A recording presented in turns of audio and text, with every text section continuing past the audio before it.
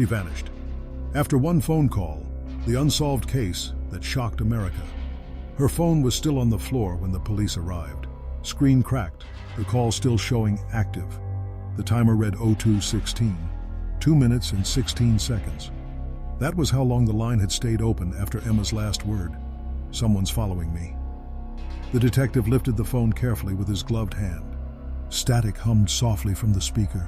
No other voice, no background noise, just that eerie static. Her car door was open, keys still in the ignition, headlights cutting through the thick mist that covered the old Pine Creek Bridge. But Emma was gone. No footprints, no struggle. Just the phone, the open car door, and the smell of rain. Everyone in Millfield, Ohio knew Emma Parker.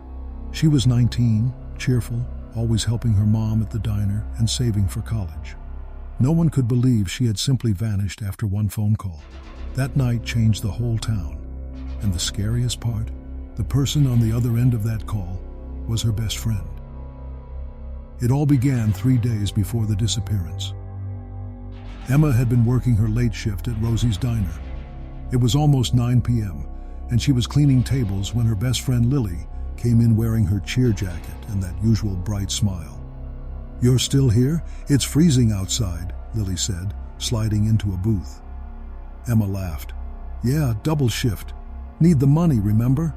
College applications don't pay for themselves." They joked, shared fries, and talked about the upcoming town fair. But when a tall man in a gray hoodie walked in and sat at the counter without ordering, Emma stopped mid-laugh. He wasn't from town. She could tell by his accent when he finally spoke to the waiter, low voice, strange tone. "Who's that?" Lily whispered. "No idea," Emma said quietly. "He's been sitting there for 20 minutes. The man, too, ran slightly, and for a brief moment, Emma felt like he was looking right at her. She brushed it off, forced a smile, and kept wiping tables. But deep inside, something about his stare made her skin crawl. Later that night, after closing up, Emma walked to her car behind the diner. The parking lot lights flickered. She heard footsteps echoing behind her. When she turned, no one was there. Her heart raced. She quickly got into her car, locked the doors, and drove home. When she got home, her mom noticed how pale she looked. "Emma, are you okay?" she asked, handing her a cup of tea. "Yeah, just tired," Emma said softly. She didn't want to worry her mom. The next morning, she told Lily about it. They laughed it off, saying she was just being paranoid. But when they both walked to their favorite coffee shop after school, that same gray-hooded man was standing across the street, leaning against a lamppost, watching. Emma froze. "Lily, that's him. Are you sure?" "Yes, that's the same guy from the diner." Before they could react, he turned and walked away. Lily tried to calm her down. Maybe he's just a tourist or something. But that night, Emma got a call from a private number. "Hello?" she said. No answer. Just breathing. "Who is this?" Still silence. Then click.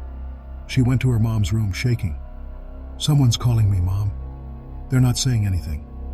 Her mom said, "Probably a prank call, sweetheart. Block the number." Emma tried to, but the calls came again the next night. And again. Then on Friday evening, Lily got a text from Emma. "Can you stay on the phone while I drive home? I think that guy is following me again." Lily agreed, joking at first. "You're fine, Em. Probably nothing." But halfway through the call, Emma's voice changed. "Lily, he's behind me." "Who? What are you talking about?" "I think it's the same car from last night. Oh my God, he's speeding up." The sound of tires screeched through the phone. Lily's voice trembled. "Emma, pull over. Call the police." "I'm trying." Then the sound of breaking glass. A scream. And silence.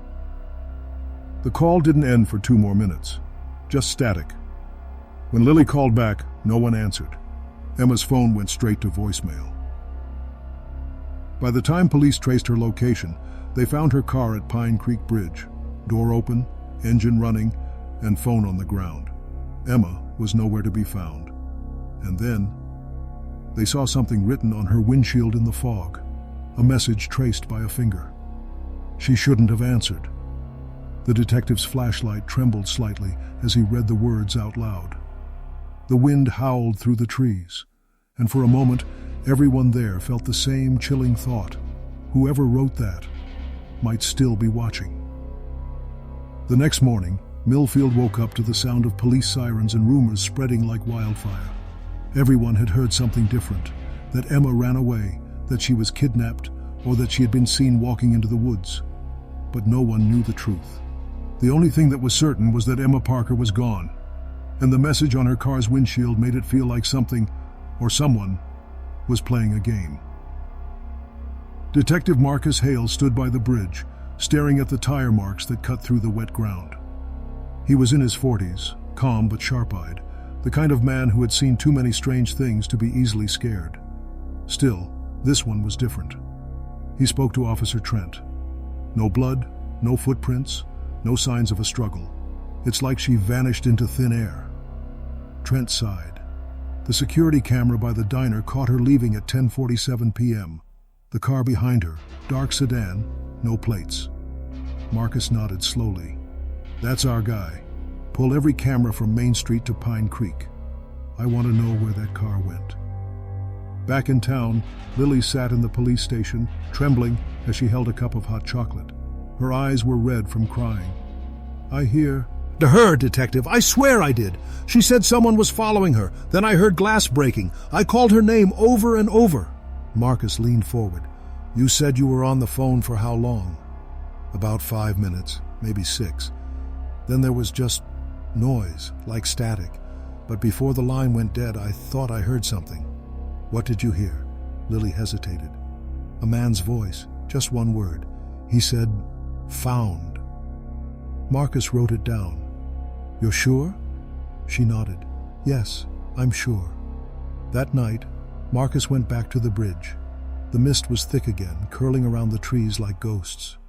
He walked slowly, his flashlight cutting through the darkness.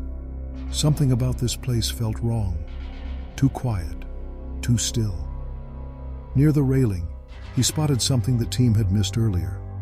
A tiny silver charm, tangled in a branch. It was shaped like a heart. Emma's mother had told the police about that charm. It was part of her favorite bracelet. Marcus carefully bagged it and stared out over the river below. The current was strong, rushing fast and dark. If she had fallen in, they would have found something by now. Back at the station, officers reviewed dashcam footage.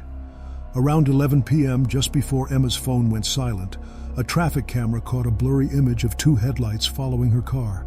The driver's face couldn't be seen, but there was something strange, a sticker on the back windshield. Marcus zoomed in. It was a red circle with black letters, RC. No one recognized it.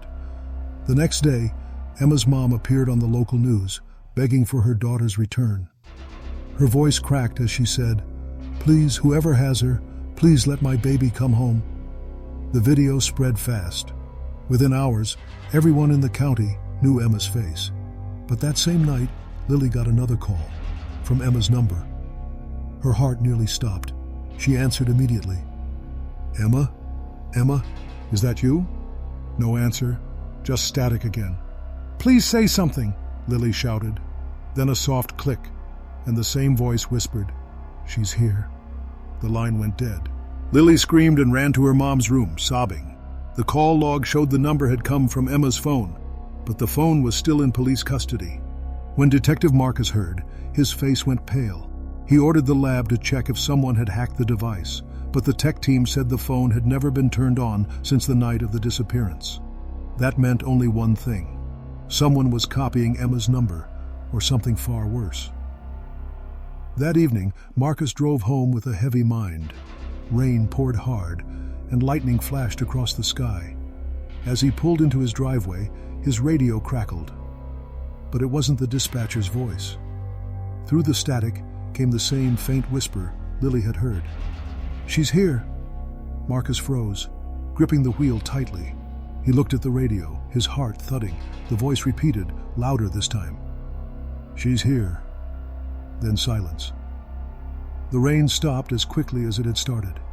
Marcus turned off the engine and looked around. In the rearview mirror, he saw something that made his blood run cold. A red circle sticker on the back window of a dark car parked across the street. It had the same letters. RC Detective Marcus Hale didn't move for almost a full minute. The dark car sat across the street, engine off, its windows tinted black. The rain dripped softly on his windshield, tapping like nervous fingers. He blinked once, trying to see through the darkness, but the car lights never turned on.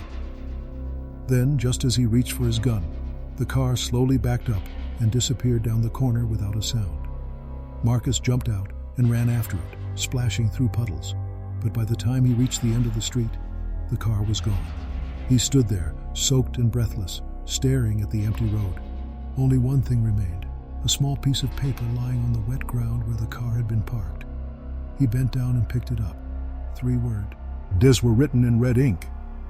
"Stop looking, Marcus." He froze. Whoever this was, they knew his name. The next morning, the FBI arrived to assist with the case. Emma's disappearance had made national news overnight. The girl who vanished after one phone call. Reporters camped outside the police station, and online theories spread like wildfire. Some said Emma had been taken by a serial kidnapper. Others believed she had planned her own disappearance. But Marcus knew neither was true. This was something else. Something planned and personal. The lab had finally found something on Emma's phone. The last incoming signal before it went dead wasn't from the local tower.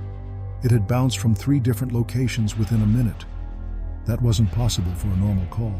Someone had used a device to mask their location. Marcus gathered his team. Whoever we're dealing with knows technology, knows how to erase traces, and they're watching us. Lily came in quietly, holding a small envelope she had found in her mailbox that morning. No name, no return address. Inside was a printed photo, blurry but clear enough to recognize Emma, sitting in the back seat of a car, eyes open, face pale. The photo was dated 2 days after her disappearance. Lily dropped it, shaking. "That's her. She's alive." Marcus snatched it up. "Where did this come from?" "I don't know. It was just there when I woke up." He turned the photo over. On the back was that same red circle symbol, RC, and a set of coordinates. Marcus's pulse quickened. He ran the coordinates through the system. They pointed to an abandoned factory outside town, an old rubber plant that had been closed for 15 years. By dusk, a search team was ready. Flashlights cut through the thick fog as they entered the building. The smell of rust and dust filled the air. Broken glass crunched beneath their boots. Splay. "It up," Marcus ordered. "If she's here, we find her." Minutes turned to hours. The deeper they went, the colder it got. Somewhere in the distance, a metal door slammed. "Marcus!" one of the officers shouted. "Over here!" They rushed toward the sound. In a small storage room, the walls were covered in photos, all of Emma, some from school, some from town events, some that no one had ever seen before. Dozens of them. In the center of the wall hung a large map of Millfield, with red strings connecting certain places. The diner, the bridge, Lily's house, and Marcus's own home. He stepped closer, staring in disbelief. The last string ended at a pinned photo of himself, taken from outside his kitchen window. "Whoever this is," Marcus whispered, "they've been watching all of us." Suddenly, one of the flashlights flickered, then another. The power went out completely. Darkness swallowed the room. A voice echoed from the far end of the hall, soft, female, trembling. "Detective Hale?" Marcus turned. "Emma?" The beam of his flashlight caught a glimpse of her. Messy hair, pale face, trembling hands. She was standing just a few feet away. "Emma!" he shouted, running to her. "You're safe now. You're okay." But before he could reach her, she whispered, "You shouldn't have come." A sharp creak echoed from above. Marcus looked up, just in time to see a figure in a gray hood watching from the catwalk. Then, in an instant, the figure was gone. The door slammed shut behind them. Lily's voice came faintly through Marcus's radio. "Detective, are you still inside? The building's closing off." Marcus grabbed Emma's arm. "We're getting out of here now." But Emma shook her head slowly. "It's too late. He said he'd come back." "Who?" Marcus demanded. Her eyes filled with tears. "The man who took me. He calls himself Red Circle." The sound of footsteps echoed again. Slow, deliberate, closer this time. Marcus raised his gun. "Show yourself!" he shouted. A voice answered from the dark, calm, deep, and cold. "She shouldn't have answered." A gunshot rang through the factory. And then, silence. When officers finally broke through the door minutes later, the room was empty. The photos were gone. Only Emma's bracelet lay on the dusty floor, the heart charm missing. No one ever saw Detective Marcus Hale or Emma Parker again. To this day, the only trace left of that night is a single red circle, spray-painted on the factory wall, and the same whisper still heard on scanners by night patrol officers when the signal crackles through the static. "She's here."